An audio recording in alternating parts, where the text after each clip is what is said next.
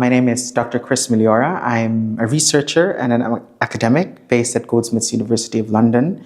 So I was commissioned to help develop this global call to action and really to help analyze a global survey which gathered over 10,000 participants and also helped in the analysis of the consultations of global dialogues, which was across 74 countries, gathering close to 4,000 participants. So really, it's a total of 14,000 voices that help us shape this global call to action. So I was in charge of the consultations and bringing together the insights from both data sets, and then I wrote it up in an insights paper, which is currently available.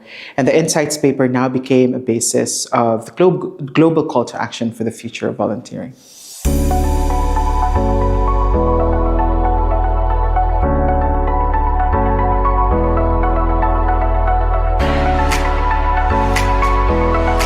I guess in the research there still remains this idea or this reality that a lot of the international volunteering programs are really built on power imbalances. So there's still this very strong regard of global north countries, for example, as the deliverers of aid, and you have global south countries as recipients of development programs. And I think there is a call to challenge that and develop international volunteering programs that are much more embedded in local leadership, in grassroots community building, but also in identifying existing forms of support and helping activities already existing in society. So this might be developing international volunteering programs where the starting point is not only looking at what these communities need, but also the existing systems of support that are already existing in these communities and the skills and knowledge that are embedded in a lot of these communities in the global south. I think the other thing that I'd like to talk about is this idea of learning. So when we come together to volunteer, especially across different cultures and contexts, we also learn together. And that learning together, it's not just about learning about each other's cultures. It's not only learning about social issues, but also trying to work out how we can work together to address some of these issues. So I think learning for global citizenship should be embedded in every international volunteering program. So thinking how we can facilitate an experience that also facilitates intercultural collaborative learning toward solidarity and toward empathy despite cultural differences.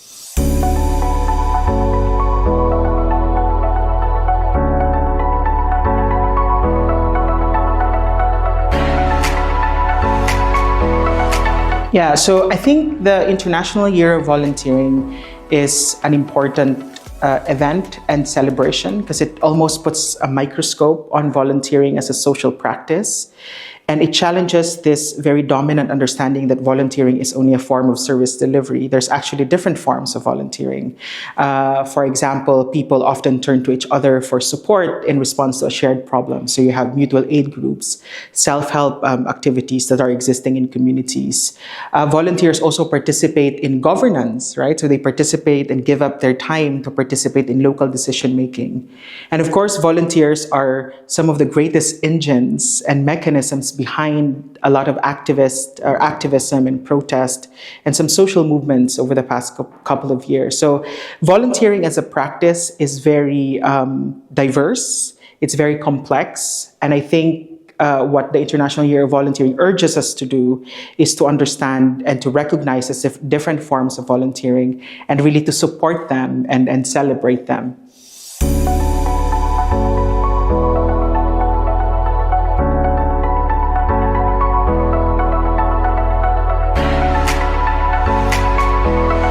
Well, I imagine volunteering that is more well-recognized and more celebrated. So, volunteering in all its forms and complexity is recognized and celebrated, not just sort of this symbolic thank you, but really a systematic way of recognition, may that be through policies, through funding, through program development.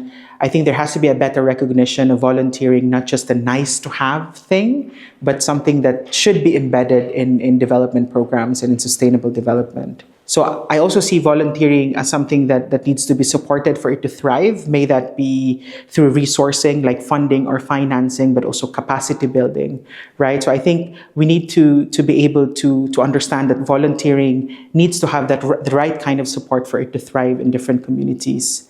And I think it's it's vital, and I think this is an important thing to emphasize, that volunteering needs to be protected. So volunteers are not targets, and volunteers need to have the safest possible environment for them to be able to do their work, because we know at the moment there are a lot of volunteers are being targeted for their work. So we need to be able to create an environment where volunteers' safety, security, and rights to organize are being respected. So I think with IVY, right, it is really a moment of action. So that's what the IVI wants us to think about. It is not only a moment of celebration and recognition, but a moment of action. It's an invitation for all the volunteers and all those who work with volunteers to come together and do what we can to support volunteering, which we all love, and we all sort of are committed to. So I urge everybody, wherever you are, and whichever context you're working in, to really work towards this year in recognizing, supporting, and protecting volunteers.